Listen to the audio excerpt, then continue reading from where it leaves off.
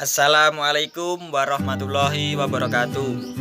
Kami dari kelompok 10 akan menjelaskan sedikit materi tentang filsafat barat zaman modern abad ke-18.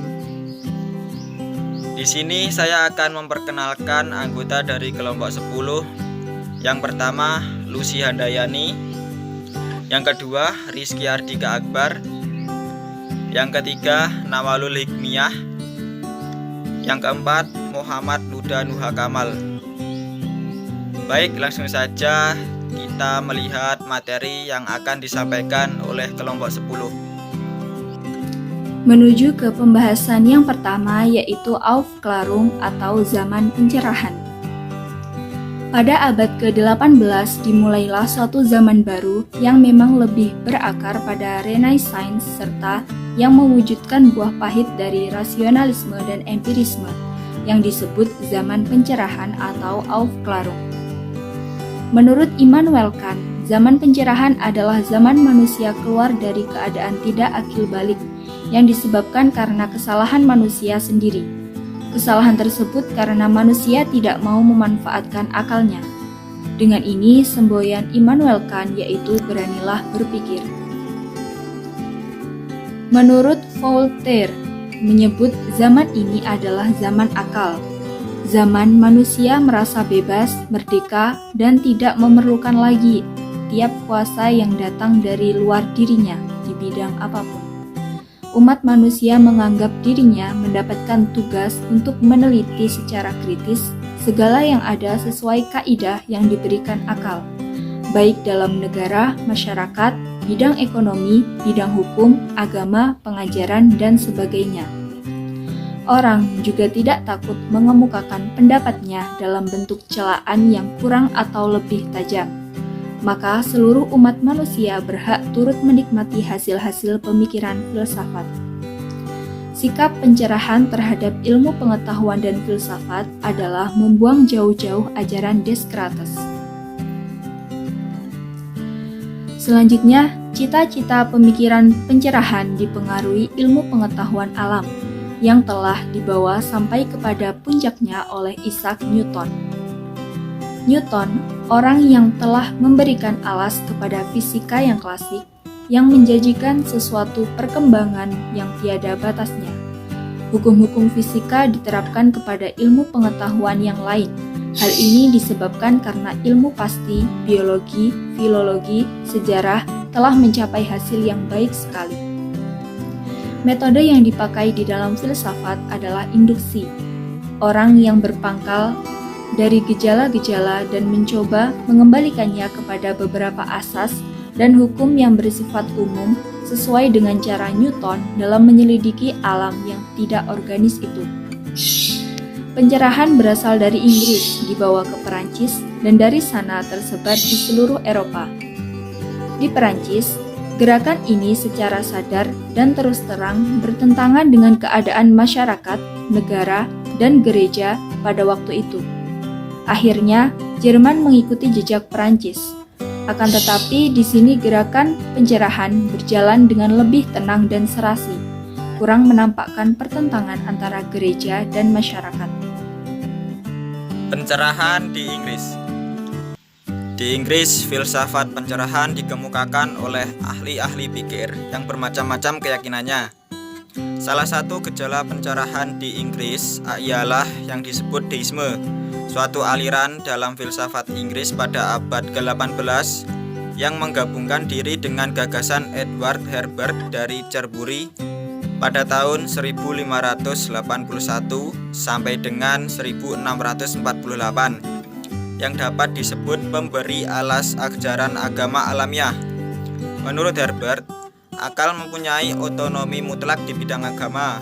Juga agama Kristen ditaklukkan kepada akal. Atas dasar pendapat ini, ia menentang segala kepercayaan yang berdasarkan wahyu. Terhadap segala teisisme di bidang agama, ia bermaksud sekuat mungkin meneguhkan kebenaran-kebenaran dasar alamiah dari agama. Berikut adalah asas-asas pertama yang harus dijabarkan oleh akal manusia sehingga tersusunlah agama yang alamiah. 1. Ada tokoh yang tertinggi. 2. Manusia harus berbakti kepada tokoh yang tertinggi itu. 3. Bagian pokok kebaktian ini adalah kebajikan dan kesalehan. 4. Manusia karena tabiatnya benci terhadap dosa dan yakin bahwa tiap pelanggaran kesusilaan harus disesali. Aliran Deisme. Deisme adalah suatu aliran yang mengakui adanya yang menciptakan alam semesta ini. Akan tetapi, setelah dunia diciptakan, Allah menyerahkan dunia kepada nasibnya sendiri, sebab Ia telah memasukkan hukum-hukum dunia itu ke dalamnya. Segala sesuatu berjalan sesuai dengan hukum-hukumnya. Manusia dapat menunaikan tugasnya dalam berbakti kepada Allah dengan hidup sesuai dengan hukum-hukum akalnya. Maksud aliran ini adalah menaklukkan wahyu ilahi beserta dengan kesaksian-kesaksiannya, yaitu buku-buku Alkitab, kepada kritik akal serta menjabarkan agama dari pengetahuan yang alamiah, bebas daripada segala ajaran gereja, yang dipandang sebagai satu-satunya sumber dan patokan kebenaran dan adalah akal. Berikut adalah tokoh-tokoh yang mewakili aliran Deisme tersebut. 1.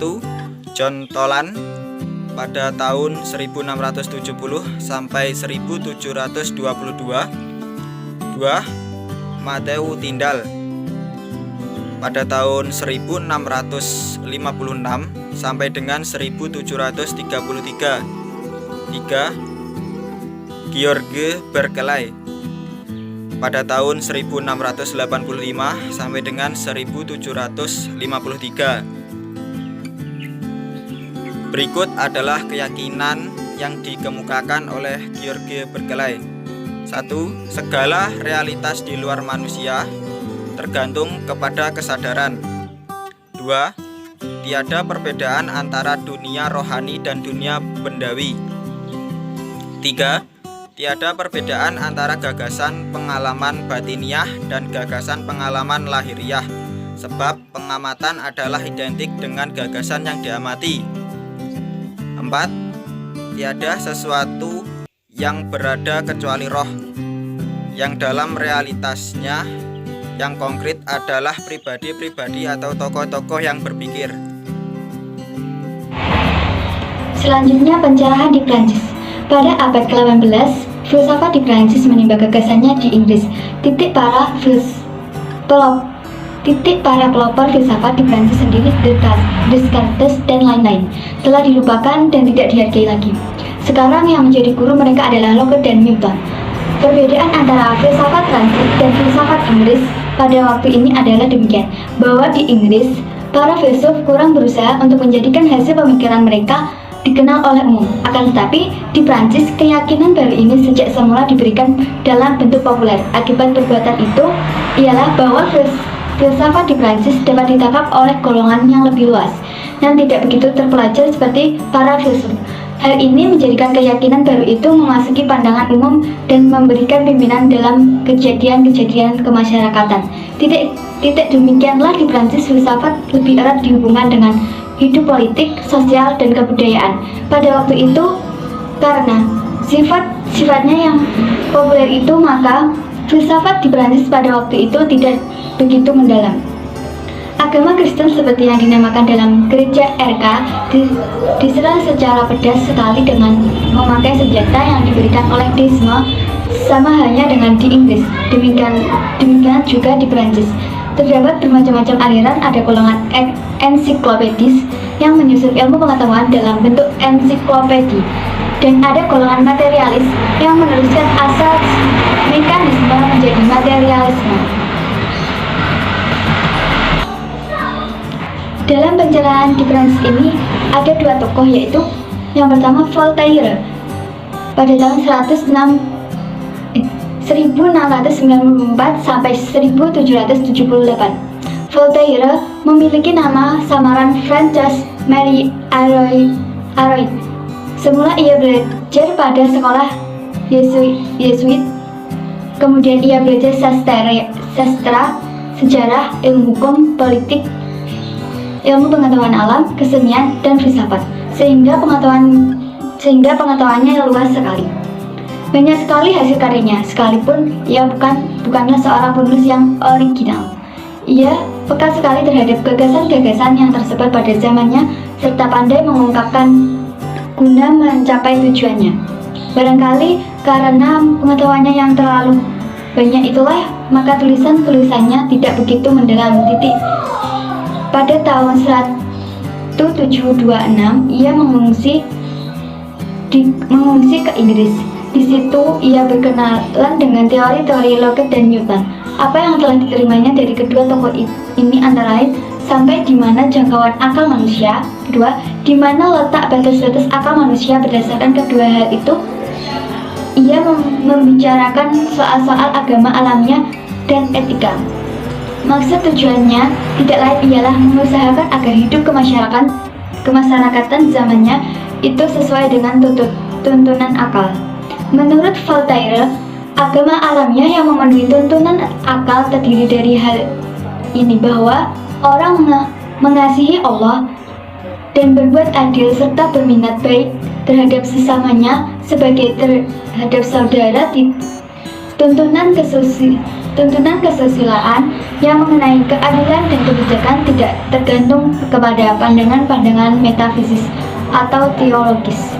Yang kedua, Jean Jacques Rousseau pada tahun 1712 sampai 1778. Beliau yang telah memberikan penutupan yang sistematis bagi cita-cita pencerahan di Prancis. Sebenarnya, Rousseau adalah seorang filsuf yang bukan menekankan kepada akal, melainkan kepada perasaan dan subjektivitas. Akan tetapi, di dalam mengembangkan diri kepada perasaan itu, akalnya yang tajam dipergunakan. Menurut beliau, kebudayaan bertentangan dengan alam, sebab kebudayaan merusak manusia. Yang dimaksud ialah kebudayaan yang berlebih-lebihan, tanpa terkendali dan yang serba semu seperti yang tampak di Prancis pada abad ke-18 itu. Mengenai agama, Rousseau berpendapat agama adalah urusan pribadi.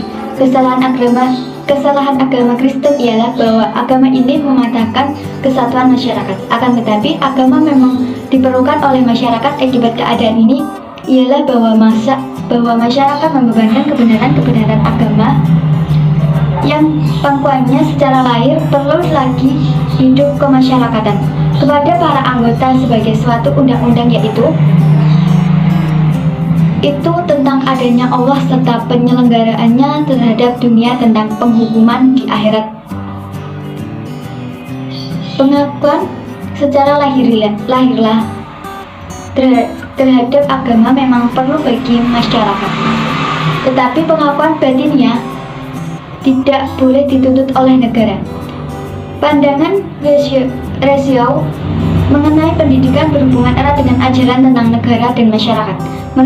Menurut beliau, pendidikan bertugas untuk membebaskan anak dari pengaruh kebudayaan dan untuk memberikan kesempatan kepada anak memperkembangkan kebaikannya sendiri yang alamiah. Dapat dikatakan bahwa sikap pendidikan adalah negatif. Segala sesuatu yang dapat merugikan perkembangan anak yang alamiah harus dijauhkan dari anak.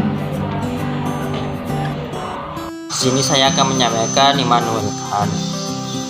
Dengan menunjukkan dimulailah zaman baru. Bab filsafatnya mengantarkan suatu gagasan baru yang memberi arah kepada segala pemikiran filsafati di zaman yang lebih. Kemudian ia sendiri memang merasa bahwa ia meneruskan pencerahan.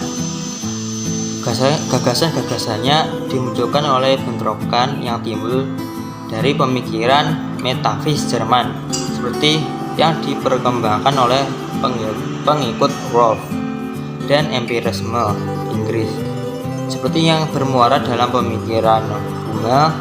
Bentrokan ini memaksakan untuk memberikan unsur-unsur mana di dalam pemikiran manusia yang berasal dari pengalaman dan unsur-unsur mana yang telah terdapat di dalam akal manusia. Immanuel Kant dilahirkan di Königsberg, Jerman. Telah belajar filsafat dan ilmu pasti kemudian menjadi guru besar dalam ilmu logika dan metafisika. Hidupnya dapat dibagi menjadi 2 tahap, yaitu prakristis dan tahap kritis. Dengan kira-kira tahun 1770 sebagai garis pembatasnya. Semula akan dipengaruhi rasionalisme Leibniz dan Wolfi, kemudian dipengaruhi empirisme Hume dan Rousseau. Filsafat kan disebut kritisme, itulah sebabnya 3 karya besarnya disebut kritik. Yang pertama, kritik rasio murni, yang kedua, kritik rasio praktis, dan yang terakhir, kritik atas daya pertimbangan. Baik, itu tadi sedikit materi filsafat barat zaman modern pada abad ke-18 yang disampaikan oleh kelompok 10. Semoga bermanfaat, dan apabila ada kurang lebihnya saya mewakili dari kelompok 10 memohon maaf sebesar-besarnya. Wallahul muwaffiq ila aqwamit thoriq. Wassalamualaikum warahmatullahi wabarakatuh.